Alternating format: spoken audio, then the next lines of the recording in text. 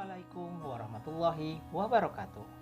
Halo sahabat Latsar, berjumpa lagi dengan saya Faisal Rahman, ahli media keperawatan, peserta Latsar CPNS BPSDMD Provinsi Kalimantan Selatan tahun 2022. Dengan nomor daftar hadir 30, kelompok 3, angkatan 4, golongan 2. Pada kesempatan kali ini, saya akan memaparkan analisis isu terkait upaya mewujudkan smart governance dengan perspektif manajemen ASN dan smart ASN. Langkah-langkah dalam pemecahan masalah. Yang pertama yaitu identifikasi beberapa isu atau masalah. Yang kedua, menentukan isu prioritas dengan menggunakan metode USG. Yang ketiga, analisis dampak jika isu tidak diselesaikan. Yang keempat, menentukan alternatif pemecahan dengan menggunakan metode SWOT.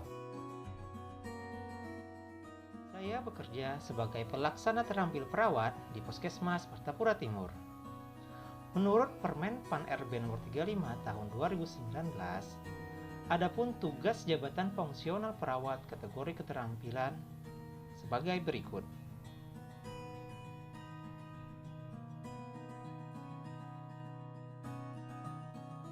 Pertama-tama, kita akan melakukan identifikasi beberapa isu atau masalah.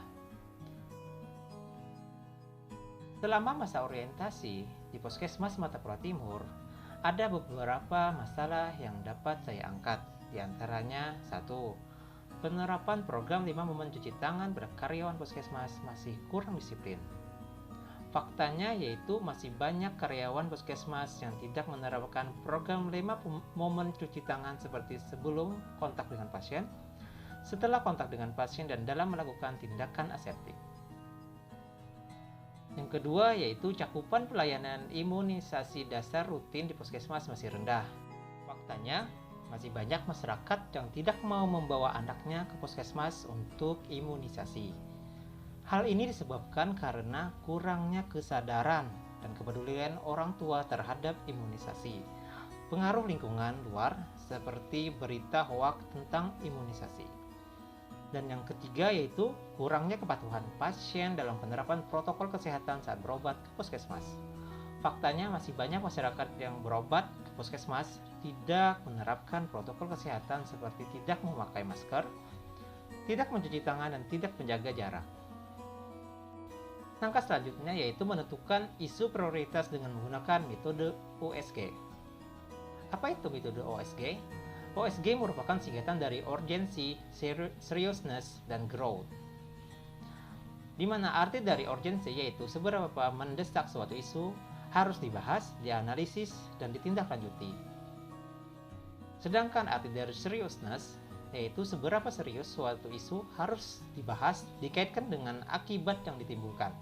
Dan yang terakhir, growth adalah seberapa besar kemungkinan memburuknya isu tersebut jika tidak ditangani segera.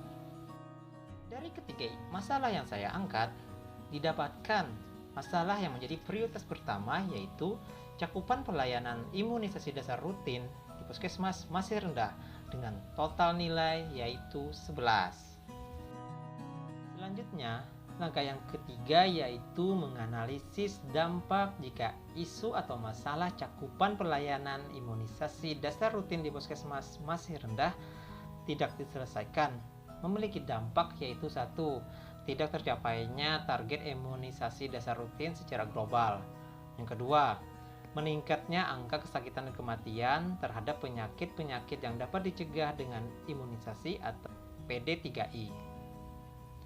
Yang ketiga, sistem kekebalan tubuh anak menjadi rendah sehingga mudah terserang penyakit. Dan yang terakhir, meningkatnya biaya hidup karena anak sering sakit-sakitan.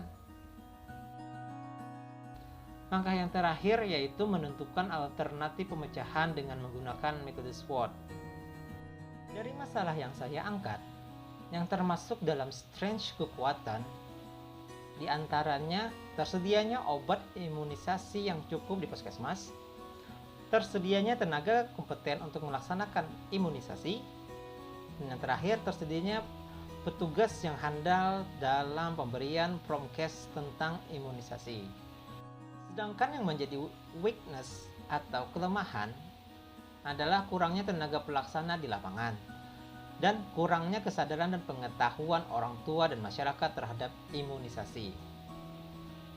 Selanjutnya, pada bagian opportunities atau peluang, adanya obat imunisasi gratis dari pemerintah dan tersedianya kader pada tiap-tiap posyandu desa. Dan yang terakhir yaitu threat atau ancaman, di mana banyaknya berita hoax yang salah tentang imunisasi, serta oknum masyarakat yang memprovokasi kejelikan imunisasi bagi anak. Setelah kita mengetahui kekuatan, kelemahan, peluang, dan ancaman dengan menggunakan metode SWOT, maka kita akan mendapatkan gagasan untuk menyelesaikan masalah cakupan pelayanan imunisasi dasar rutin di puskesmas masih rendah. Di antaranya yaitu memberikan penyuluhan yang menarik kepada masyarakat tentang pentingnya imunisasi pada anak dengan menggunakan media elektronik seperti layar proyektor dan PowerPoint. Membagikan leaflet ke masyarakat dan setiap posyandu, berkoordinasi dengan pihak kecamatan dalam pembuatan banner dan poster informasi yang benar tentang imunisasi, dan yang terakhir yaitu membuat grup WhatsApp dengan seluruh kader di setiap posyandu. Demikianlah pemaparan dari saya mengenai analisis isu terkait upaya mewujudkan smart governance dengan perspektif manajemen ASN dan smart ASN. Semoga tayangan ini dapat bermanfaat bagi kita semua. Mohon maaf atas segala kesalahan dan kekurangan. Akhir kata, wassalamualaikum warahmatullahi wabarakatuh. Bangga melayani bangsa.